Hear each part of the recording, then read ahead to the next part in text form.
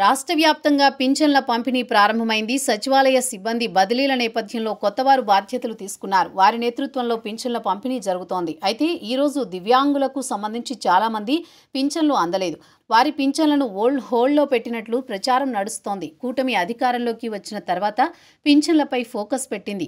సాధారణ పింఛన్ మొత్తాన్ని 4,000 రూపాయలకు పెంచిన సంగతి తెలిసిందే. అయితే అప్పటి వరకు 4,000 రూపాయల పింఛన్ ఉన్న దివ్యాంగులకు 6,000 రూపాయలకు పెంచింది. మంచానికే పరిమితమైన వారికి 10,000 రూపాయల చొప్పున పింఛన్లు అందిస్తోంది. అయితే గత ప్రభుత్వంలో దివ్యాంగుల కోటాలో పింఛన్లు తీసుకుంటున్న వారిలో భారీగా అనర్హులు ఉన్నట్లు ఆరోపణలున్నాయి. అందుకే ప్రభుత్వం తనిఖీలు చేయించింది. ప్రత్యేక వైద్య బృందం వారికి తనిఖీలు చేసింది. దివ్యాంగ కోటాలో పింఛన్లు తీసుకుంటున్న వారికి నోటీసులు జారీ చేసి రీవెరిఫికేషన్కు పిలిచారు. వారిలో అనర్హులను గుర్తిస్తున్నారు. అయితే చాలా మంది నోటీసులు అందుకున్న వారు ఈ తనిఖీలకు వెళ్లడం లేదు. అటువంటి వారికి ఆగస్టు నెలకు సంబంధించి పింఛన్లు నిలిపివేయనున్నారు. హోల్డ్లో పెట్టి వారందరికీ సమాచారం ఇచ్చారు.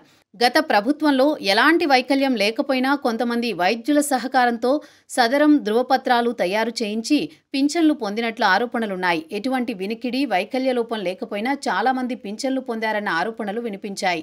ప్రతి గ్రామంలో పదుల సంఖ్యలో ఇలాంటి అనర్హులు ఉన్నారని ప్రభుత్వానికి ఫిర్యాదులు వెళ్లాయి. అందుకే ప్రభుత్వం వైద్యులతో కూడిన తనిఖీ బృందాలను ఏర్పాటు చేసింది. అయితే వీరి తనిఖీల్లో పెద్ద ఎత్తున బోగస్ పింఛన్లు బయటపడ్డాయి. ప్రధానంగా కడప, విజయనగరం లాంటి జిల్లాల్లో అధికంగా బోగస్ పింఛన్లు ఉన్నాయి. అయితే ఈ వెరిఫికేషన్ పూర్తి చేసి వీలైనంత త్వరగా అనర్హుల లెక్క తేల్చాలని ప్రభుత్వం భావిస్తోంది. మరోవైపు సదరం సర్టిఫికెట్ల జారీ ప్రక్రియ ప్రారంభమైంది. రీవెరిఫికేషన్ నేపథ్యంలో సదరం సర్టిఫికెట్ల జారీ ప్రక్రియను ప్రభుత్వం నిలిపివేసింది. ఇప్పుడు పునరుద్ధరించడంతో దివ్యాంగ పింఛన్లకు సంబంధించి ప్రభుత్వం నిర్ణయం తీసుకునే అవకాశం ఉంది.